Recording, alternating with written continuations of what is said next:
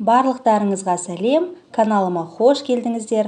Бүгін сіздерге өте дәмді, қамыры жұмсақ әрі жұқа, дәл пиццерияда дайындалатын пиццаның рецептімен бөлісемін. Видеоны соңына дейін тамашалап, лайк басып, каналыма тіркеліп қоюды ұмытпаңыз.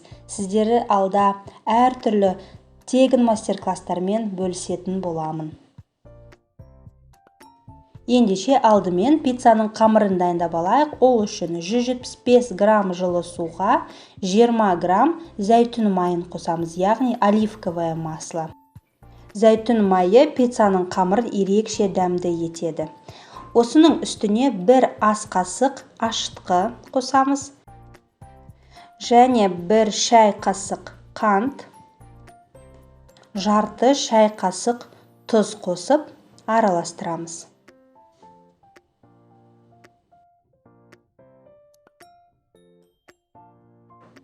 Енді осыған 350 грамм ұн салып, қамыр илейміз.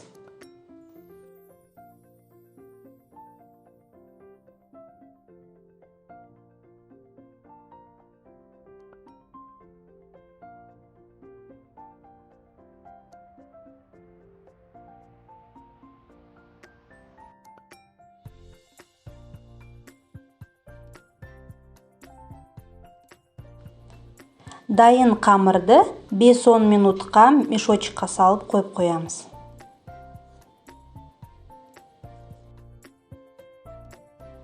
Міне 10 минуттың ішінде біздің қамырымыз жұмсарып және де шамалы көтеріліп үлгерді. Енді осыны кішкене қолымызбен тағы да илеп, жұмсартып, осы қамырды теңдей 2 бөлікке бөліп аламыз. Яғни бұл қамырдан 32 сантиметрлік диаметрі 2 пицца шығады. Енді қамырдың үстіне шамалы зәйтүн майы немесе жай ғана сұйық майды да жағып қоюға болады, бір-біріне қамыр жабыспас үшін. Енді қамырымыздың бетін жауып, бөлме температурасында қойып қоямыз. Оған дейін пиццаға соус пен салмасын дайындаймыз. Яғни кетчуптың орнына қолданылатын нағыз пиццерияларда дайындалатын соустың рецептін көрсетемін.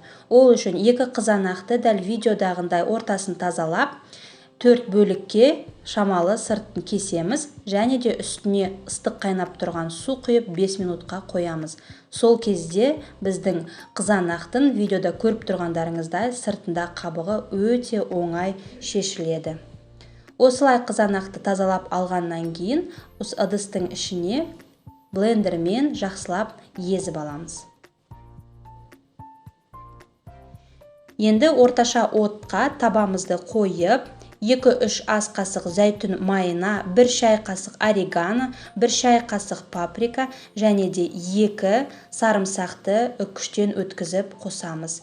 Шамалы 3-4 минуттай қуырып аламыз. Өте ұзақ ұстамаңыз, чеснок қатты күйіп кетсе, дәмі өзгеріп кетеді. Және де осының үстіне біздің езіп алған 2 қызанағымызды құйып, 5 минуттай қайнатамыз. Оттың астын кішкене шамалы басып қойыңыз. Міне біздің соус дайын, бөлек ыдысқа құйып аламыз.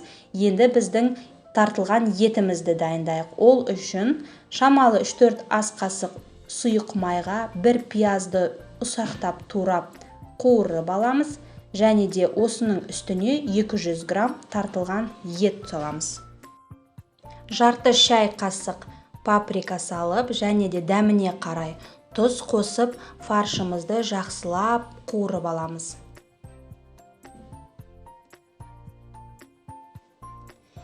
Етіміз шамалы қуырылған кезде біздің дайындаған соусымыздан 1 ас қасық салып, оттың астын басып, етімізді толығымен пісіріп аламыз.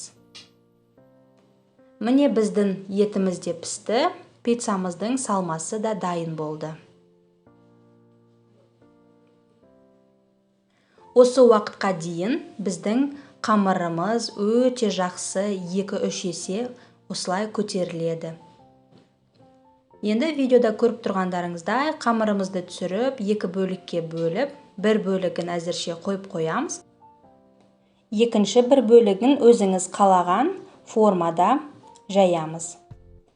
Мен осы қамырдан 32 диаметр етіп оқтаудың көмегімен жайып шықтым.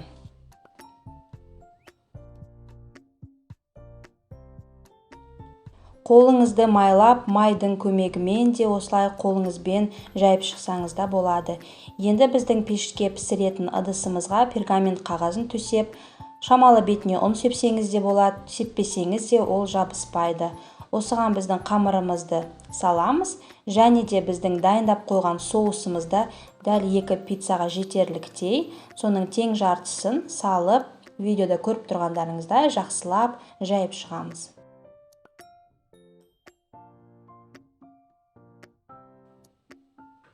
Соусты жағып алғаннан кейін дайын тұрған біздің етімізді саламыз.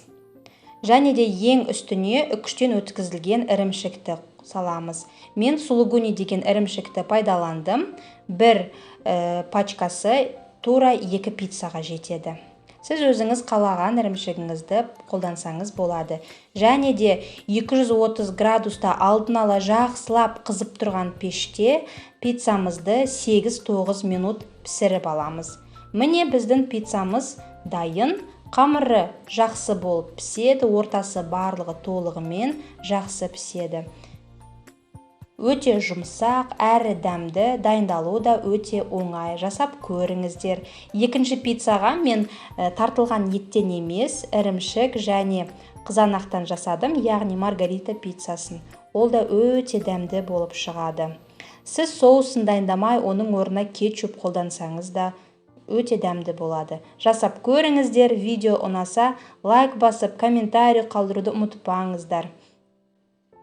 Назарларыңызға рахмет. Ас болсын.